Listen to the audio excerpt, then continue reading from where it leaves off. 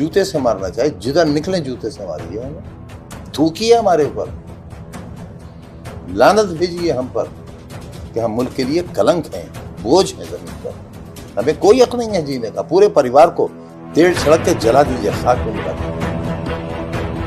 کہا تھا ہمارے بیٹے نے عدالت میں، پھانسی دے دیجیے، گولی مار دیجیے، تین مار دیجیے، جوہر وشو ودیالیہ کی اگر بات کریں، جب اس کی نیو پڑی تھی اس وقت محمد اعظم خان صاحب کے ذہن میں کیا چل رہا تھا؟ کیا سوچ کر آپ نے اس عمارت کی، اس وشو ودیالیہ کی نیو سوچ کر بنایا تھا کہ دیش کا ایک ایسٹ ہوگا، ایک عظیم ادارہ بنے گا، ملک کا فائدہ ہوگا، ملک والوں کا فائدہ ہوگا۔ یہ تھوڑا ہی معلوم تھا کہ میڈیکل کالج لوٹ لیا جائے گا، اسپتال سے ڈاکٹر بھگا دیے جائیں گے، وائس چانسلر کو دیوار چھوڑ کر بھاگنے کے لیے مجبور کر دیا جائے گا۔ یہ کہاں سوچا تھا؟ یہ سب جو آج کی جو تصویر دیکھ رہے ہیں آپ، جب آپ جیل میں بھی تھے تمام خبریں آتی تھیں، وہ پل کیسا تھا آپ کے ذہن میں؟ اسے شبدوں میں بیان کر پانا مشکل ہے۔ دیکھیے وہاں تو کچھ پتہ ہی نہیں چلتا تھا۔ پچھلے تقریباً 9-10 برسوں سے جو زندگی ہے وہ ہماری اپنے ملک میں اسائلم لائف ہے، اور ایک چھوٹی سی کوٹری میں 5 سال سے زیادہ جو شخص بند رہا ہو، 3-4 سال تک چھپتا پھرا ہو پولیس سے، سیاسی طاقتور لوگوں سے، تو اس سے کیا پوچھتے ہیں آپ؟ دیوانے سے دیوانگی کا حال کیا پوچھتے ہیں؟ آپ نے ذکر کیا تھا، ہم نے بھی محسوس کیا ہے کہ جو برا وقت تھا، اس برا وقت نہیں تھا، نہیں برا وقت ہے، تھا کہاں؟ ضمانت پر آیا ہوں صاحب، بری تھوڑی ہو گیا، ضمانت پر ہوں۔ پچھلی بار 3 سال کی کاٹ کر ضمانت پر آیا تھا، سزا ڈال دی، پھر چلا گیا۔ عام قیدی جو ہوتے ہیں ڈکیتی کے، ان کی ضمانت 10-15 دن میں ہو جاتی ہے، مجھے 2 سال لگے۔ جو اصل ڈکیت ہوتے ہیں ان کی 10-15 دن میں ہو جاتی ہے۔ اس کے پیچھے وجہ کیا ہے؟ ابھی تک جو آپ نے انالیسس کیا، کیا وجہ ہو سکتی ہے کہ اعظم خان صاحب سے اس قدر دشمنی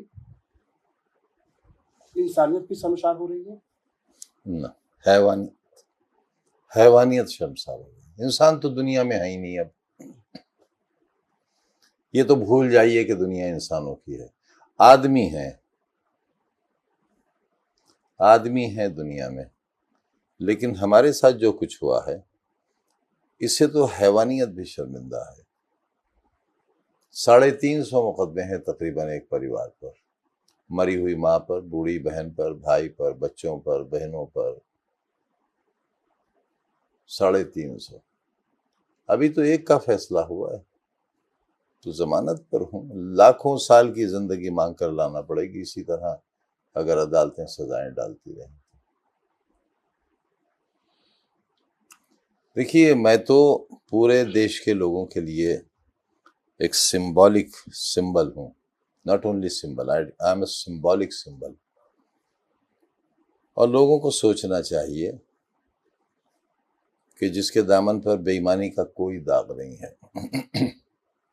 اتنے بہت سے مقدموں میں بہت وبھاگوں کا منتری رہا، میرے اوپر کرپشن کا، بے ایمانی کا، چوری کا، کمیشن خوری کا کوئی الزام نہیں۔ کل ہو جائے نہیں کہہ سکتا، آج تک نہیں۔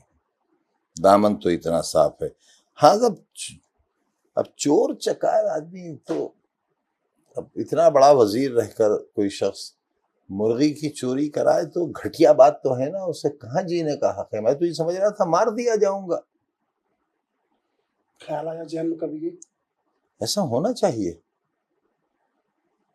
اتنے بڑے اپرادھی کو کیوں زندہ چھوڑ دیا گیا؟ یہ بھی تو حیرت ہوتی ہے۔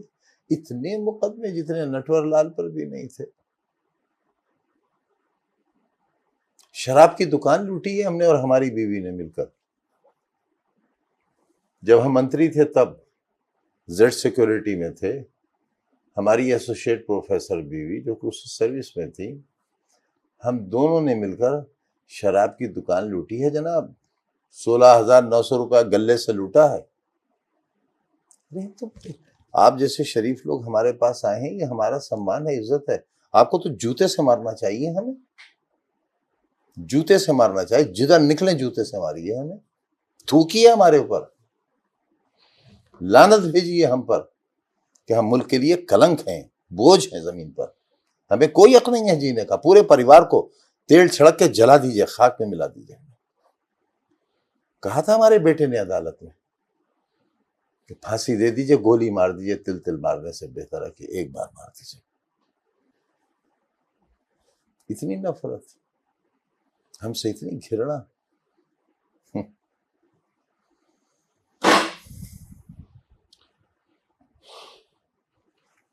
عید کے موقع پہ آپ نے ذکر کیا تھا 2 فٹ پانی رہتا ہے برسات میں اس گھر میں، 2 فٹ پانی رہتا ہے۔ ہمارے کمرے میں کوئی وینٹیلیشن نہیں ہے، ایئر وینٹیلیشن، پھر بھی رہتے ہیں، کہاں جائیں۔ سب سے پہلے جو انسان زندگی میں کماتا ہے، کم سے کم رہنے کے لیے ایک آرام دہ گھر بناتا ہے۔ ہمارے پاس یہ ہے، آپ کی گاڑی بھی نہیں آ سکتی ہمارے دروازے پر۔